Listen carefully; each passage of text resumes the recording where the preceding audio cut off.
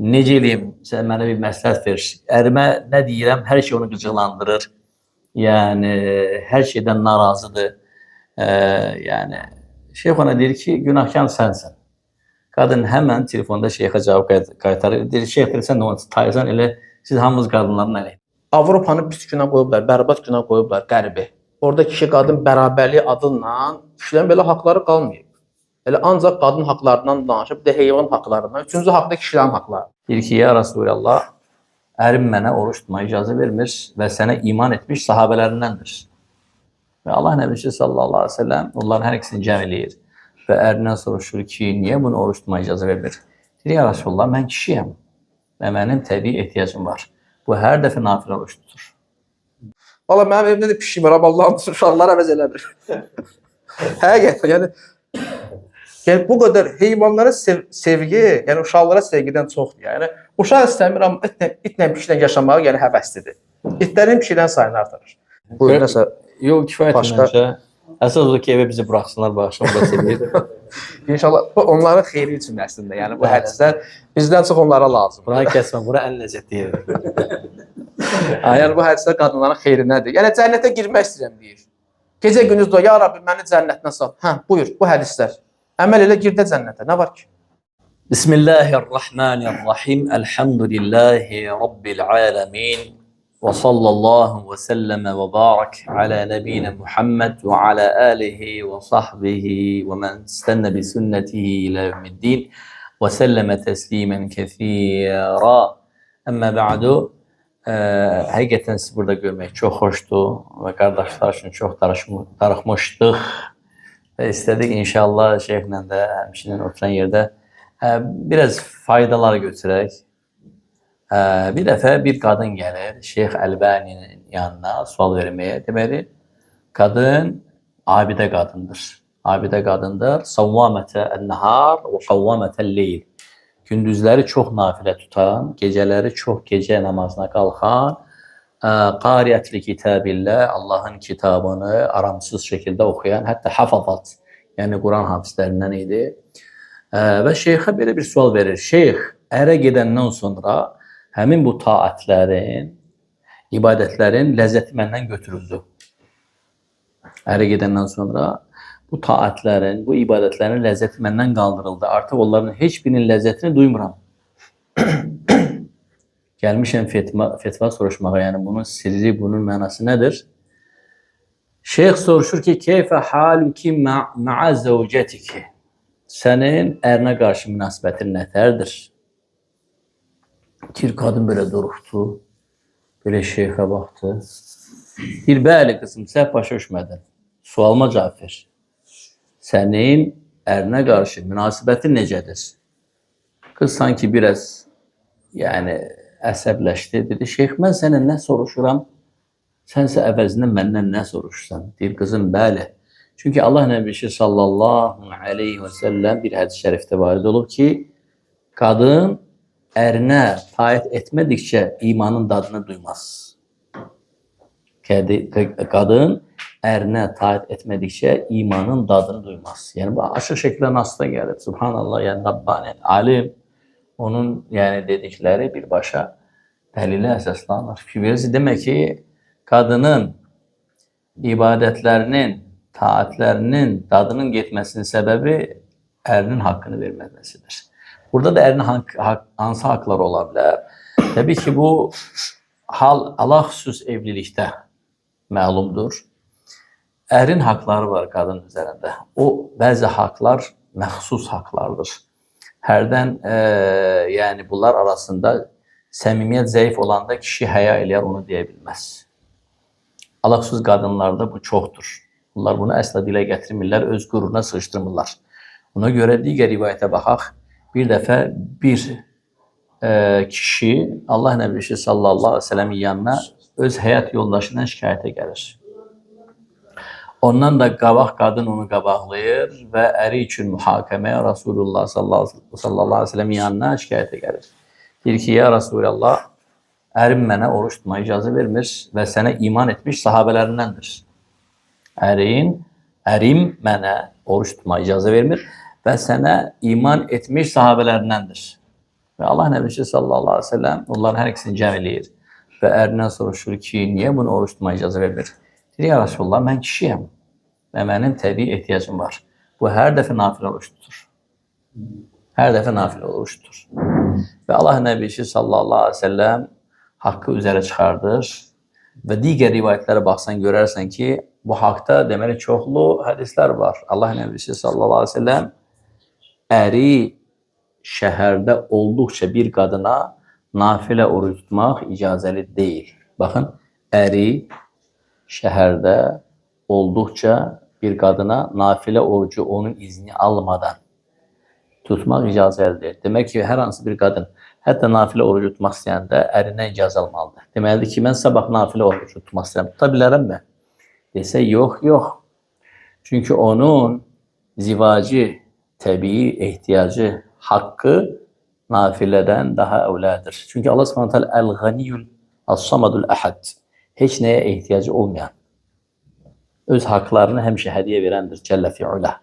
Amma qul möhtacdır, zəifdir. Və xuliqal insanu zəifə. İnsan da zəif yaratılmışdır. Ona görə şəriətdə bu cürə hüquqlar bir araya gələndə, yəni Adəminin hüququ müqəddəm olur. Allah Subhanahu taala'nın hüquqları nafilə babında nədir? Təxirə salınır. Çünki Allah Subhanahu taala ehtiyacı olmayan el-Qavi, el-Aziz, el-Samad, el-Ferd ellezî lem yelid və lem yulad və lem yekun lehu kufuven ahad və heç bir şey ona tay olmayan, tükənməz güc sahibi və as-Samad, sü'dət sifətinə malik olan, ehtiyacı olmayandır. Və subhanallah, demək ki, bir qadın öz həyat yoldaşının haqlarını müraciət eləyərsə, haqlarını verərsə, o zaman ona hədiyyə olaraq imanın tamı və dadı dadızdırırlar. Və o bütün ibadətlərində, taat və qurbətlərində imanın dadını dadacaqdır.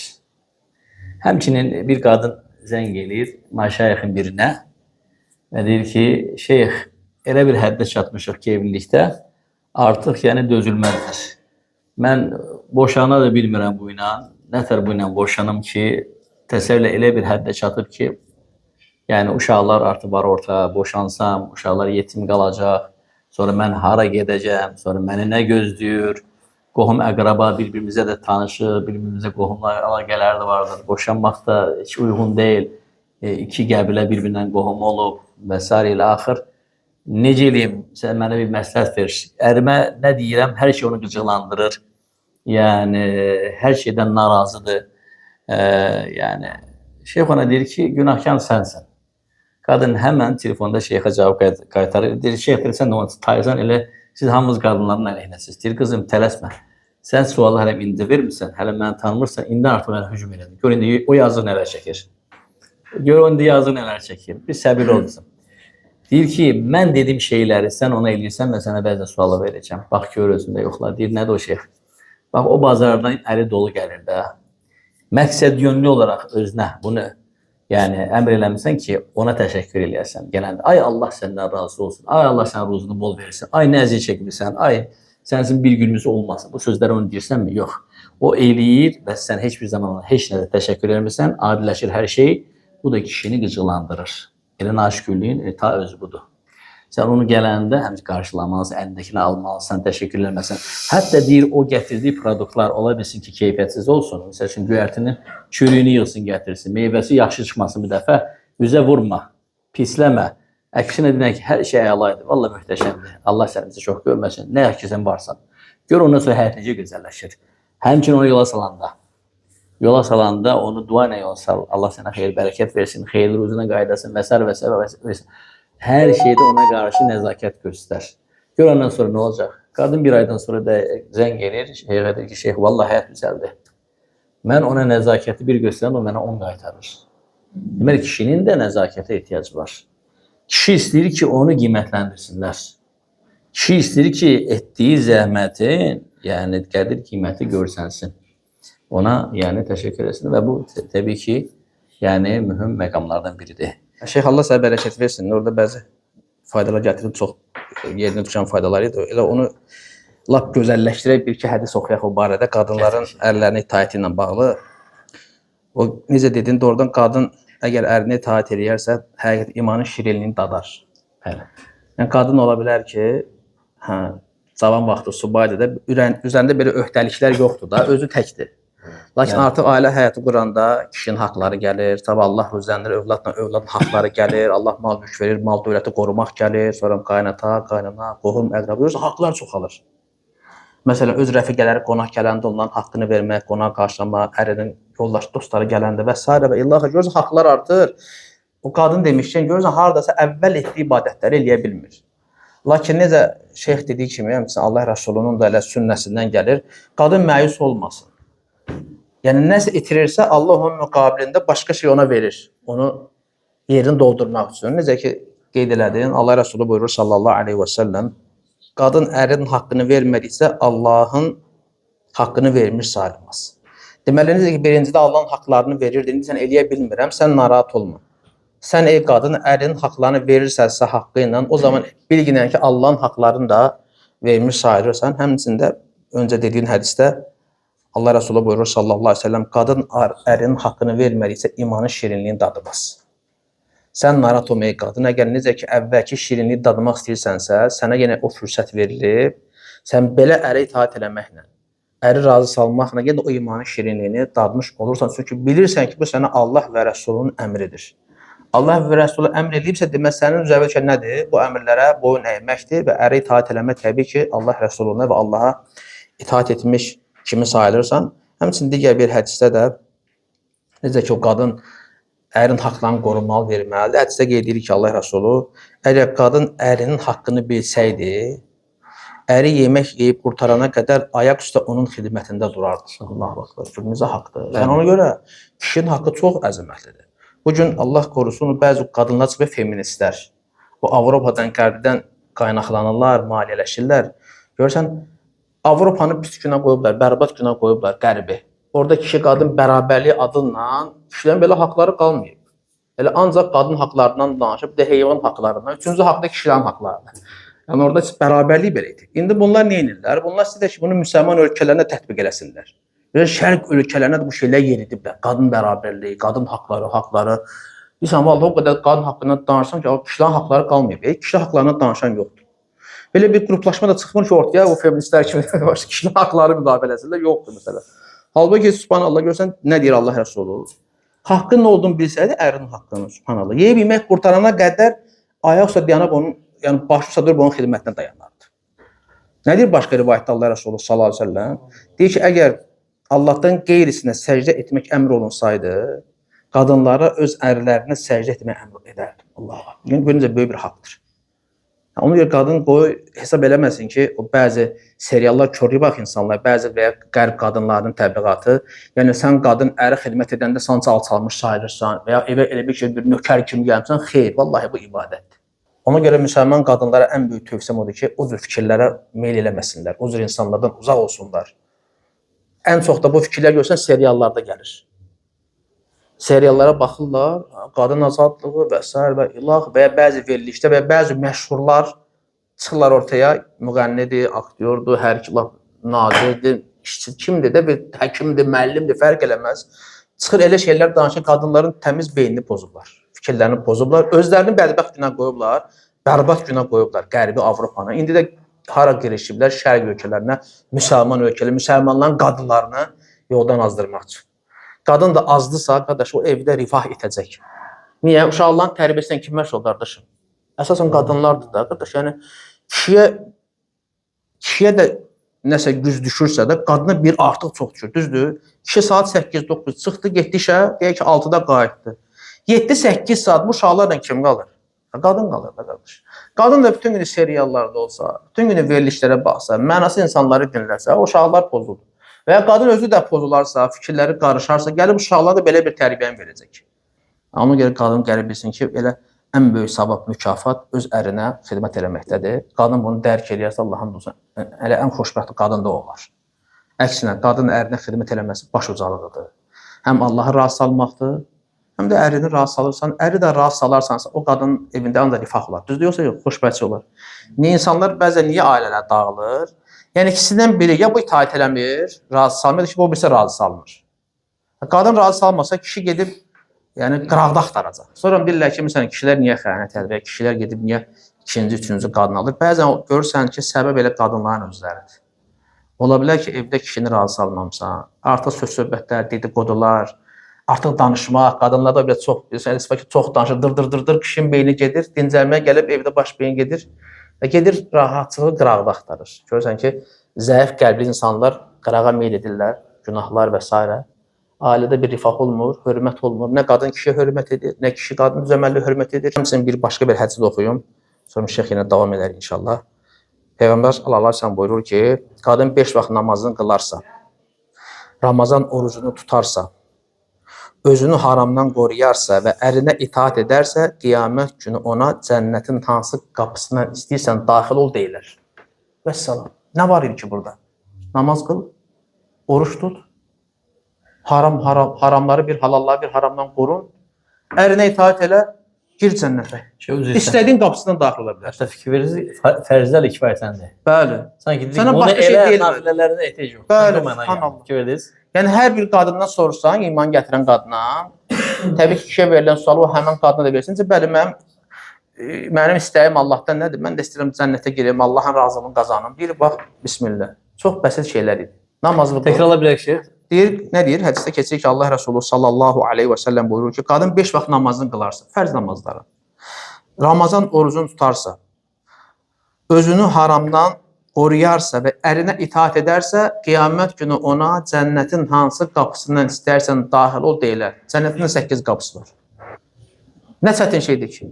Amma qadın çətinləşdirir. Bizə yoxşadı şeyxim. Sanki Allah təala deyir ki, o nafilələri saxla qırağa. Sən bunları elə, ondan da tez girəcəksin cənnətə. Ondan da asan yollar və mükafat ondan böyükdür. Bəli. Sanki o mənaya gəldi. İstəyirədiniz. Asanlaşdırıb, dinimiz qadınlar üçün asanlaşdırıb da. İndi bunu da başa düşməyən qadının artıq da sən ona nə deyəsən qardaş? Yenə deyirəm, ona görə belə Avropa tərk pozub qadınları, çox qadınların fikirlərini çox xarab ediblər. Allah islah edəsin. Ona görə gərək qadın da ağıllı olsun.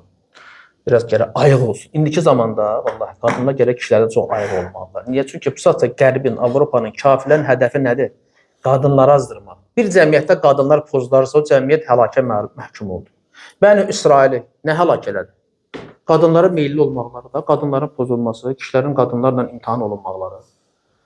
Onları həlak edən qadınlar oldu. Həmçə Allah Rəsulü bizə nə deyib? Ən qorxduğun fitnə nədir sizin üçün özündən sonra? Qadın fitnəsi, subhanallah. Qadınları pozdunsa qardaşım, cəmiyyəti pozmusan artıq. Cəmiyyət artıq pozulub. O cəmiyyətdən əlvi üz. Qadın pozularsa kişilər də azdıracaq. Çünki qəlblər zəifdir, iman zəifdir. Hamı kamil iman sahibi deyil, hamı özünü qoruya bilmir. Qadınları pozdunsa artıq o cəmiyyət həlakə məhkum olub, Allah qorusun. Şeyxim, orada bir dənə də şeylə təalluq verək. Yəni qadın ərinin xidmətində durduqca məhrum olduğu nafilələrin hamısını yetər ki, niyyətində saxlamaqla hamısı verilir ona, etmədən. Misal üçün, qadın nafilə tutmaq istəyirdi, əri icazə vermədi, ehtiyacı oldu ona, amma niyyətində vardı. Niyyətində Allahın ehtisab dilərdi buna. Yəni, ya Rab, imkan olsaydı eləyəcəkdim, onun savabının mənə savabı bütöv verilir. Hətta ola bilsin ki, misal üçün, orucun 100 qatı varsa, onu tutanda neçə faiz verilir sənə? Baxır, onu necə, hansı səviyyədə tutun. Burada Allah Teala bütöv verəcək istəsə sənə savabı. Misal üçün, təheccüdə qalxa bilmədi, kişinin qadına ehtiyacı vardı. Təheccüdsüz qaldı, değil mi? Kişinin haqqını verdi. Onun tapşırığı olaraq yəni icabət elədi. Təheccüd savabının tam ona verilir, artılamasına. Yekər ihtisab, yəni onun mükafatını umaraqdan onu tərk eləyərsə Allah üçün. Tamam mı? Və beləcə bütün ibadətlər. Yəni hətta alimlər nə deyir? Deyir, qadın mətbəxdə işlədikcə, iftara hazırladıqca, yəni onun eləyə bilmədiyi bütün nafilə ibadətlər ki, niyyətində var eləmə, hamısı mükafat ona əvvəlcədən verir. Təsəvvür, yəni məsələ asandır, amma qadını görsən nəsə axtar, ona görə itaətlərin, ibadətlərin ləzzəti tamı alınır ondan. Madəm ki, bunun əksinə ziddinə gedər. Çünki mükafat verən də, imanın tamını verən də, imanı qaldıran düşürən Allah Subhanahu taala'dır. Və sən onun ziddinə gedəndə və onun rastına əmrinin tam əksinə gedəndə imanı verən imanı səndən geri alır. Yəni zəiflədir. Həmçinin Şeyx bu son hədisi oxuyub maraqlıdır. Deməli Peyğəmbər sallallahu aleyhi və səlləm buyurur ki, deyirsin qadınlarınız cənnət əhlidir. Hansı qadınlar? Deyirsin qadınlarınız cənnət əhli və qadınları vəsf edir. O hansı qadınlardır belə? Buyurur ki, o qadınlar ki, ərini sevər. Ondan çoxlu övlad dünyaya gətirər və ərinə əziyyət verəndə tez onunla barışar. Allahu Akbar. Bu qədər asandır. Heç biz kişilərə cənnətə girmək və qazanmaq bu qədər asan deyil, nəinki onlara. Amma onlar bunu itirirlər, tərk eləmirlər. Bu qədər rahat fürsətlərlə asan fürsətlə. Buna baxmayaraq nə deyib Allah Rəsulü sallallahu əleyhi və səlləm? Deyir mənə cəhənnəm əhli göstərilir, əksəriyyəti qadınlardır. Demək gör nə qədər naşükür qadınlar, nə qədər nadan qadınlar var. Subhanallah. Və yəni dediyim kimi də əsas hədəf pusasa qadınlardır. Ona qadın bu hədisləri oxuyanda gəlir özünü toparlasın. Gör nə gözəl sözdür, deyir, ərini sevən qadın. Səndən nə tələb olunur? Ərini sev. Uşağı dünyaya gətir. Bəzi qadınlar var, mən 2 dənə uşaqdan artıq istəmirəm. Avropaya baxıb, bir dənə pişik alacaq, it alacaq, böyründə olacaq. Qısaldı getdi. Yəni və uşağı da yoxdur. İt bizə bəs edər, pişik bizə bəs edər. Heyvanla yaşayır da. Allahu akbar. Yəni uşağı əvəz edər o. Valla mənim evimdə də pişik var, Allahın uşaqları əvəz eləmir. Həqiqətən, yəni bu qədər heyvanlara sevgi, yəni uşaqlara sevgidən çoxdur. Yəni uşaq istəmir, amma itlə pişiklə yaşamağa yəni həvəslidir. İtlərin pişikdən sayını artırır. Ərini sev. Ərindən uşaq dünyaya gətir. Düzdürmü? Küsəndə də əziyyət verəndə tez varır. Yəni çox dartma özünə. Əziyyət vermisənsə madam, barışmalısan. Deməz burada nə var ki, ay kişi haqqı hallı mən də əsəbiləşdim. Ola bilər müəyyən bir vaxt olaraq qadınlarda əsəbi vaxtlar olur da. Və yəni sonra da qadınlarda var da biraz o necə hədisdə gəlir, səbəbini soruşanda ki, niyə əksəriyyət cəhənnəm əhlindən qadınlardır? Nə deyir Allah Rəsulü? Deyir ki, çünki naşükürlərdir, ərlərinə qarşı naşükürlər. Əri ömür boyu yaxşılıq edir, bir də pis edən kimi sən məni neynəmsən? Bu söz doğrudan kişiyə ağır gəlir. Necə mən sənə neynəmişəm? Bəs sənin irzvi namusunu kim qoruyur? Səni yedizdirən, çizdirən, geyindirən, övladlarına baxan, sizə görə səhərdən axşama kimi əziyyət çəkən, əlləri qəbər bağlayıb, işləməkdən, çalışmaqdan. Deyirsən, mənə neynəmsən? Neynəmədi? Hər gün səni gəzməyə aparmalıdır ki. Hər gün səni, nə bilim, harası gedəçməyə aparmalıdır. Qadın evində qərar tutmalıdır. Təbii ki, lazım olanda restoranda da gedəcəksən, parka da gedəcəksən. Allah nə veribsə ona uyğun, sən də ailədən dincəlib istirahət edəcəksən. Deyirsən, sən mənə neynəmsən? Bax, bu kəlmə doğrudan da kişi üçün ən belə təhqiramiz kəlmələrdən biridir. Necəyəm mən səni neynəmişəm? Bəs bu əziyyətim nədir bəs? Ona görə dalaşarsa desin, bağışla haqqı və hallı, məndə günah var, səhv eləmişəm, bir daha etmərəm. Həmçinin başqa rivayətdə gəlir ki, ərini qəzəbləndirərsə, onun yanına gələr. Əlini ərinin ovucuna qoyaraq deyər, vallahi sən məndən razı qalmadıqca yemək yemərəm. Bəli, bu cənnət əhlinin qadınları. Bax, bu cənnət əhlinin qadınları budur. Bax, sizin qadınlarınız cənnət əhlidir, o hansı qadınlardır? Bu vəsfləri özündə daşıyan qadınlar. Rahat da. Görürsən, hədis nəyə gəlir? Qadına gəlir ki, təkəbbürlü olma. Çünki qadına təkəbbürlük heç yaraşmır. Yəni kişini başa düşdükdə Fərid, bu kişidir, biraz boyu, buxunu var, işi, biraz pulu var. Haradasa bu təkəbbürlük edəndə bunu biz başa düşürsən də. Yəni olmaz ha. Demirik, insan təkəbbürlü olmalı deyil. Amma qadın sən niyə təkəbbürlü olursan? Sənə heç yaraşmır.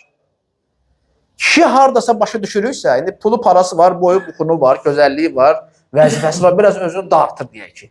Ay qadın, sən niyə özünü dartırsan? Ona görə təkəbbürlü olmamalı. Bəli, gəlib deməli, bacarmalıdır ki, onu deməyə bacarmalıdır. Bağışla, mən səhv etmişəm. Sən məni bağışlamadıqsa, mən buradan tərpənən deyiləm. Mən yemək yeyən deyiləm. O qadına yaraşır, elə bax, alçaq könüllü olmasıdır, təvazökar olması qadına daha çox yaraşır. Vallahi bu zəiflik əlaməti deyil, Allahın olsun. Bu əksinə kişiyə dəyər vermək, hörmət etməkdir. Görürsən, kişi sözü biraz, kəlmə olaraq biraz ağır gəlir, kişi. Qadın, kəlmənin özündə belə incəliyi var da, başa düşürsən, bu kişi, bu qadın fərq olmalıdır da. Yəni, Avropanın bu nağıllarına inanmaq lazım deyil, kişi və qadın bərabərliyi. Bu kişi, qardaş, qadın üzərində haqlar daha çoxdur, kişinin haqqı daha çox, qəyyumluğu var, bir pillə üstündür də qadınlar. Onu bugün bəzi qadınlar başa düşmür, səbəb də ki, qərbin apardığı dəvət, siyasət, istər kinolarla olsun, istər verilişlərlə olsun, istər bəzi qadınların, təşkilatlanmış qadınların çıxışları və s. onun qadın gərək aldanmasının belə küyə getməsini necə deyirlər, Allah səhv eləsin. Buyur, nəsə yox, kifayət məncə. Əsas odur ki, evə bizi buraxsınlar, bağışlamada sevir. İnşallah, bu onların xeyri üçün əslində. Yəni, bu hədislər bizdən çox onlara lazım. Buranı kəsmə, bura ən ləzzətli yerdir. Yəni, bu hədislər qadınların xeyrinədir. Yəni, cənnətə girmək istəyirəm, deyir. Gecə gündüz doya, ya Rabbi, məni cənnətinə sal. Hə, buyur, bu hədislər. Əməl elə girdə cənnətə, nə var ki? Kişi ilə mehriban davran, əri razı sal. Allah-u Teala sənin cənnətin 8 qapısına hansı səni daxil edəcəklər? Elhamdülillah. Bu qədər rahat, bəsit, amma çox təəssüf bu. Bəsit şeyi bacarmayanlar belə hələ də var. Allah korusun. Hə, Seyid müəllim, bu beləsi. Xitamun misk, subhanəkəllah, mühəmdik. Əşhədü ən la ilahə illə ənt, əstəğfirullah və etûbü ileyk.